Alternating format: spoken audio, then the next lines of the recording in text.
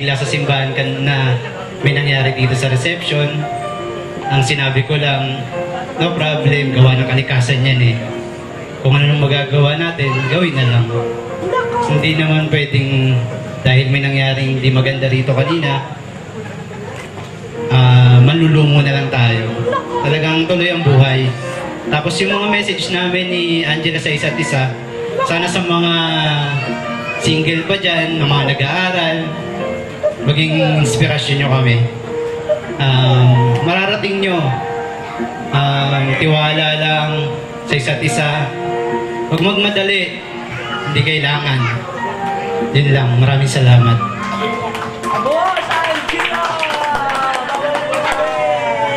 Sa lahat po ng umaten, sa mga ninongs, ninang, at saka sa mga family friend namin, both sides, maraming salamat. Sa mga tita ko, sa mga tita niya din, thank you sa pagpunta, sa mga effort ninyo. Yung iba from provinces pa talaga. Then, kung mapapansin nyo, yung iba kong bisita, pauwi na. And expect ko na rin yun kasi yung day na kinuha namin, actually hindi talaga totally kinuha, yun yung available na time or and place, date. Umuwi na sila kasi syempre may pasok pa yung iba pang gabi.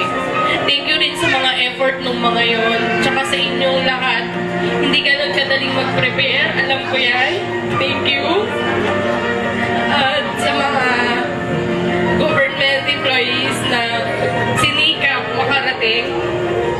Sa parents ko, sa mama ko, thank you ma, sa lahat.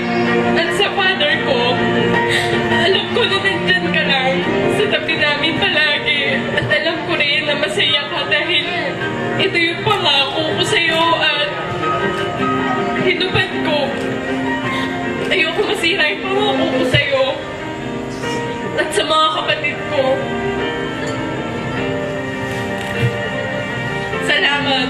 Salamat sa lahat. Yun lang. Pati sa mga wedding coordinator namin, thank you din. Yung mga tumulong sa amin nag-prepare. Ang ganda na wake-up ko. Sayang, naiyak ko. Yun lang po. Thank you.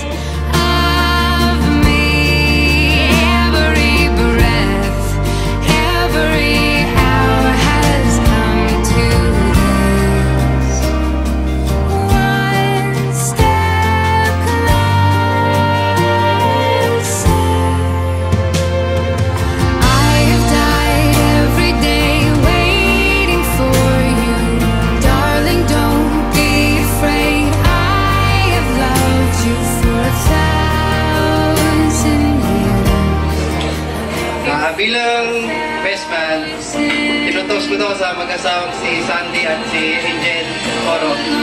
Para sa mag-asawang Coro, cheers! Time has brought your heart to me.